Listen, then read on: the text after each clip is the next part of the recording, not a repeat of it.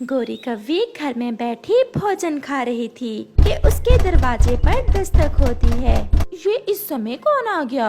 सारा स्वाद ही खराब कर दिया। कैसे मजे से मैं भोजन खा रही थी।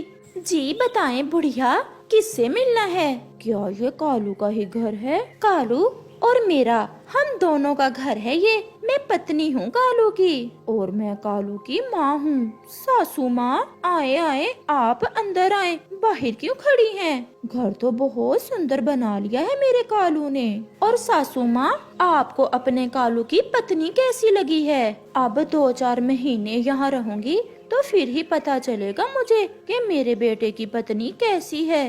2-4 महीने? माँ जी, क्या आप यहाँ 2-4 महीने रहने के लिए आई हैं? तो और क्या, मेरे बेटे का घर है, कौन रोक सकता है मुझे यहाँ रहने से। कालू कौवा भी घर आ जाता है। माँ जी, आप कब आई? पहले बताया होता तो मैं कुछ अच्छा ले आता खाने को। 2 लगाऊंगी, अभी तक वैसे के वैसे ही हो कालू कहीं के। माँ अपने बेटे के घर भी कोई बता कर जाती है। माँ जी, कैसी लगी मेरी पत्नी आपको? मैं तो ये देखने आई थी कि मेरे कालू के कोई पोता भी हुआ है या अभी तक नहीं। नहीं नहीं माँ जी, हमें अभी बच्चा नहीं चाहिए। अभी मेरी उम्र ही क्या है, अभी तो मेरे अपने खेलने के दिन है। मैं बच्चों को नहीं संभाल सकती। चुप कर जा बहू, फिर ऐसी बात की तो अभी के अभी अपने बेटे से कहकर तुम्हें घर से निकलवा दूंगी। मैं तो अपने पोते को देखने आई थी। अगर तुमने मुझे पोता ना दिया तो मैं अपने कालू की दूसरी शादी कर दूंगी। सासू माँ, क्या आप मेरे घर में लड़ाई डालने आई हैं? गोरी, तमीज से बात करो, ये मेरी माँ है। मैं कौन सा कोई बदतमीजी कर रही हूँ? सासू माँ जब से आई है पोते पोते की रट लगा रखी है। आप खुद ही बता दे माँ जी को, मैं बच्चा पैदा करके अपना फिगर खराब नहीं करना चाहती। मैं कौन सा बूढ़ी हो गई हूँ, कर लूंगी बच्चे भी पैदा। अगर कुछ दिनों तक तुम्हारे अंडा ना हुआ तो मैं भी माँ हूँ कालू की, देखूंगी कि तुम यहाँ कैसे रहती हो। दूसरे रोज गोरी कव्वी उदास नदी पर बैठी हुई थी कि वहाँ उसकी सहेली कोमल आ जाती है। सहेली, कैसे उदास बैठी हुई हो? क्या बताऊँ कोमल, मेरी सास आई हुई है और आते ही पोता मांग रही है। तुम तो जानती हो मैं अभी अंडा नहीं देना चाहती। ये सास न जाने कहाँ से आ गई। सहेली, तो इसमें रोने वाली क्या बात है? मैं अभी अपनी सहेली को किसी का अंडा चुरा कर ला देती हूँ और तुम अपनी सासू माँ से कहना ये अंडा तुमने दिया है। ऐसे तुम्हारी सासू माँ भी खुश हो जाएगी और जब तुम्हारी सासू माँ जाएगी हम वो अंडा नदी में गिरा देंगे। कोमल, सहेली हो तो तुम जैसी, अब जल्दी से मुझे अंडा ला कर दो किसी पक्षी का चुरा कर। फिर गोरी कव्वी कोमल के साथ जाती है और उसकी सहेली उसे एक घोंसले से किसी पक्षी का अंडा चुरा कर ला देती है, जिसे गोरी छुपाकर अपने घर ले जाती है और अपने घोंसले में रख लेती है। उसकी सास सोई हुई थी। सासू माँ उठें, माँ जी देखें, मैंने अंडा दिया है। गोरी ऐसे नाटक करती है। देखा बहू, मेरे आते ही घर में खुशियाँ आ गई हैं। जब कालू घर आता है तो वो भी अंडा देखकर बहुत खुश होता है।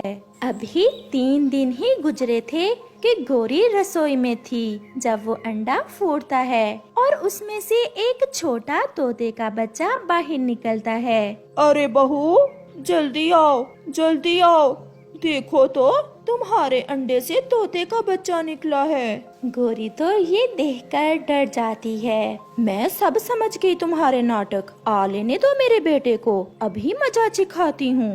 कालू भी घर आ जाता है। माँ, ये क्या, हमारे अंडे से तोते का बच्चा कैसे निकल आया? चुप क्यों हो चातर बहू, अब बताओ अपने पति को ये सब कैसे हुआ। पति जी, मुझे माफ कर दें, ये अंडा मेरी सहेली ने मुझे किसी का चुरा कर दिया था, ये अंडा मेरा नहीं है।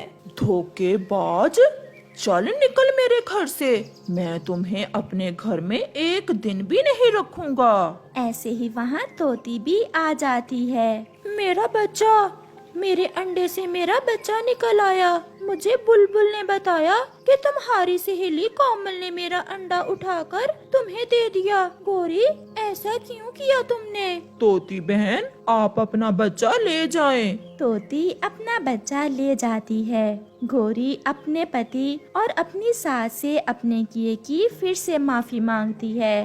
माँ जी, बस एक बार मुझे माफ कर दें। अब मुझे पता चल गया है कि पक्षियों की इज्जत अपने घर परिवार से ही होती है। मैं कहाँ जाऊंगी? फिर कालू और उसकी सास गौरी को माफ कर देते हैं और खुशी खुशी अपना जीवन गुजारते हैं। रानो चिड़िया भोजन की खोज करके वापस अपने घोंसले में आ रही थी तो रास्ते में उसे एक पेड़ के पास से किसी बच्चे के रोने की आवाज आती है। रानो चिड़िया वहाँ उतरती है तो देखती है कि वहाँ एक छोटी सी चिड़िया रो रही थी। बेटा, आप यहाँ क्यों बैठी हो और रो क्यों रही हो? लेकिन वो छोटी चिड़िया कोई जवाब नहीं देती। शायद इसने अभी बोलना शुरू नहीं किया। लेकिन इतनी सी छोटी बच्ची को यहाँ किसने छोड़ा होगा? जरूर कोई दुर्घटना हुई है इस बच्ची के साथ, वरना कोई भी इतने छोटे से बच्चे को ऐसे छोड़कर कभी न जाता। मैं इस छोटी चिड़िया को अपने साथ ले जाती हूँ क्योंकि यहाँ इसकी जान को खतरा हो सकता है। फिर रानो चिड़िया उस छोटी चिड़िया को उठाकर अपने साथ अपने घोंसले में ले जाती है। यहाँ उसकी बेटी उसका इंतजार कर रही थी। मम्मा, ये कौन है? बेटा, तुम समझ लो कि भगवान ने तुम्हें तुम्हारी बहन दी है। अब ये हमारे साथ ही रहेगी। फिर रानो चिड़िया अपनी बेटी और उस छोटी चिड़िया को भोजन खिलाकर सुला देती है। अगली सुबह रानो चिड़िया की बेटी, जिसका नाम सोनो चिड़िया था, अपनी मम्मा से पूछती है, मम्मा, मेरी बहन का नाम क्या है? बेटा, हम तुम्हारी बहन का नाम गुड़िया रख लेते हैं। कैसा लगा आपको नाम? हाँ मम्मा, अच्छा है, लेकिन मेरा नाम बहना के नाम से ज्यादा सुंदर है। मेरी बेटी भी तो इतनी सुंदर है, इसलिए मेरी बेटी का नाम भी सुंदर ही होगा। मैं भोजन लेने जा रही हूँ। अब आपने मेरे पीछे अपनी बहना का ख्याल रखा करना है। फिर रानो चिड़िया भोजन लेने जाती है। ऐसे ही समय गुजरता गया। अब सोनो चिड़िया और गुड़िया चिड़िया दोनों ही बड़ी हो चुकी थी। गुड़िया चिड़िया रानो चिड़िया को ही अपनी माँ समझती है क्योंकि उसने होश भी रानो चिड़िया के पास ही संभाला था। रानो चिड़िया भी उसे अपनी बेटी सोनो चिड़िया की तरह ही प्यार करती है। अब कुछ अरसे से रानो चिड़िया बीमार रहने लगी थी और कुछ ही दिनों में उसकी मृत्यु हो जाती है। वो दोनों बहनें पहले पहल तो बहुत रोती हैं, लेकिन समय के साथ उन्हें सब्र भी आ जाता है। दोनों बहनों के व्यवहार में जमीन आसमान का फर्क था। सोनो अपनी छोटी बहन का बिल्कुल भी प्यार नहीं करती थी, जबकि गुड़िया सोनो का बहुत ज्यादा प्यार करती थी। सोनो को अमीर होने का बहुत शौक था, जबकि गुड़िया को इस बात से कोई फर्क नहीं था कि वो गरीब है। उनके घर के पास ही कालू कौवे का घर था। कालू कौवा रानो चिड़िया का अच्छा दोस्त था। वो सोनो चिड़िया का रिश्ता उसी जंगल में रहने वाले एक चिड़े से करवा देता है। वो चिड़ा ज्यादा अमीर तो ना था, लेकिन मेहनती था। मैं तो किसी अमीर चिड़े से शादी करना चाहती थी। अब मेरा अमीर होने का सपना कभी भी पूरा नहीं होगा, क्योंकि कालू अंकल ने मेरा रिश्ता एक गरीब पक्षी से करवा दिया है। सोनो दीदी, आप ऐसा मत कहें। आने वाले समय का कुछ भी नहीं पता कि वो चिड़ा भी अमीर हो जाए। और वैसे भी कालू अंकल बता रहे थे वो बहुत मेहनती है। मुझे पूरा विश्वास है वो अपनी मेहनत से वो सब हासिल कर लेंगे जिसकी आपको इच्छा है। अभी वो दोनों बहनें यही बात कर रही थी कि कालू कौवा आ जाता है। गुड़िया बेटा, मैं बहुत जरूरी काम से आया हूँ आपके पास। जी अंकल, बताइए क्या काम है? बेटा, तुम्हारी माँ मेरी अच्छी दोस्त थी। वो बहुत से मुश्किल समय में मेरे काम आई थी। मैं आप दोनों को अपनी बेटियां समझता हूँ। बेटा, सोनू का रिश्ता तो इसी जंगल में हो गया है। बेटा, मेरे घर साथ वाले जंगल से एक चिड़ा आया है। वो शादी करना चाहता है। वो बहुत अमीर चिड़ा है। मेरे दिमाग में आया कि मैं आपकी शादी उस अमीर चिड़े से करवा देता हूँ। मैं चाहता हूँ आप दोनों बहनों की शादी एक साथ हो जाए। आपको कोई एतराज तो नहीं है? अंकल, हमारी मम्मा के जाने के बाद आप हमारे बड़े हैं, आप हमारा अच्छा ही सोचोगे, मुझे कोई एतराज नहीं है। तुम दोनों कल तैयार रहना, मैं कल ही आप दोनों की शादी कर दूंगा। फिर कालू कौवा वहाँ से चला जाता है। गुड़िया मेरी बहन, तुम मेरी एक बात मानोगी? हाँ कहो दीदी, क्या बात है?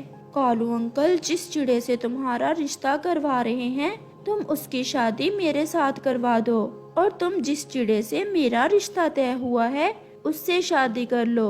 ये आप कैसी बातें कर रही हैं? दीदी, शादी ब्याह कोई मजाक नहीं है। गुड़िया, तुम ना मुझे ज्यादा भाषण ना दो। वैसे भी तुम्हें तो अमीर होने का कोई शौक नहीं है, लेकिन अमीर होना मेरा सपना है। क्या तुम मेरा ये सपना पूरा नहीं कर सकती? फिर गुड़िया मान जाती है, क्योंकि वो अपनी दीदी को नाराज नहीं करना चाहती थी। गुड़िया कालू कौवे को अपने घर बुलाकर सारी बात बताती है। सोनो, आपको ऐसा नहीं करना चाहिए। आने वाला समय कैसा होगा कोई नहीं जानता। कुछ बातें भाग्य पर छोड़ देनी चाहिए। अगर आप दोनों बहनों को कोई एतराज नहीं है तो मैं ऐसा ही कर देता हूँ। फिर अगले दिन कालू कौवा सोनू की शादी उस अमीर पक्षी, जबकि गुड़िया की शादी उसी जंगल के रहने वाले गरीब पक्षी से कर देता है। सोनू अपने पति के साथ दूसरे जंगल चली जाती है। उसका पति उसे एक टूटे फूटे घोंसले में ले जाता है। ये आप मुझे कहाँ ले आए? अपने घोंसले में। और कहाँ? क्या? कालू अंकल तो बता रहे थे कि आप बहुत अमीर हैं। इस बात पर उसका पति जोर जोर से हंसता है और कहता है, पागल पत्नी जी, वो तो मैंने झूठ बोला था। झूठ बोलकर ही तो किसी तुम्हारे जैसी सुंदर चिड़िया ने मेरे साथ शादी करने के लिए मानना था। अब ज्यादा चू चू ना करो, वरना मेरा पंख बहुत भारी है। दूसरी तरफ गुड़िया का पति बहुत अच्छा चिड़ा था। शादी के अगले ही दिन गुड़िया का पति खुशी खुशी घर वापस आता है। गुड़िया, गुड़िया, क्या हुआ आपको? बहुत खुश लग रहे हैं आप। गुड़िया, आपके आने से तो मेरे भाग ही बदल गए। मैंने एक प्राइज बॉन्ड खरीद रखा था, आज उसका लकी ड्रॉ था, और आपको पता है हमारा पहला इनाम निकला है, वो भी पूरे 50 लाख का। अपने पति की बात सुनकर गुड़िया भी बहुत खुश हो जाती है और वो जंगल के सबसे अमीर पक्षी बन जाते